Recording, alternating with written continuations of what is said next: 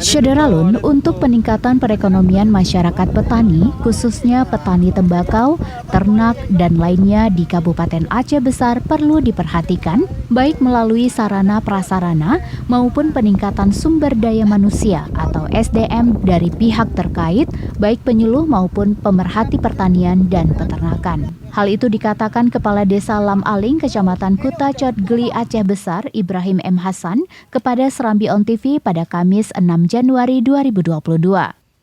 Sebagai pengurus kelompok tani tembakau di Aceh Besar, ia mengatakan selama ini tanaman tembakau mulai berkurang.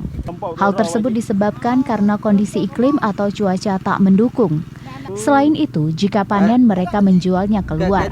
Padahal menurutnya, tembakau di Aceh Besar bisa diproduksi langsung oleh petani.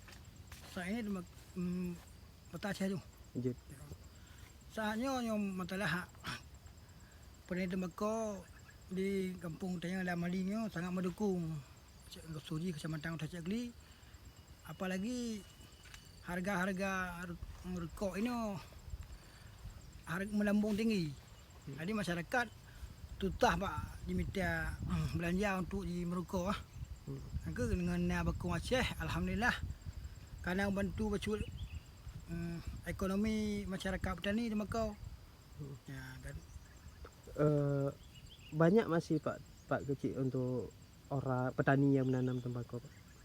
Menyojino kan alhamdulillah karamai. Kalau untuk generasi muda ka galak untuk pula bakung karena dalam penghasilan bakung ni terlalu tinggi. Kita kamu bacul alhamdulillah. Jadi le anak muda yang milenium ni untuk di bertani supaya penghasilan je le. Nah, Pada total luas lahan di sini. Total luas lahan kita 60 hektar lebih kurang. Karena untuk kamu mana lagi Lam Aling dan berbatasan dengan Lepong Beruk.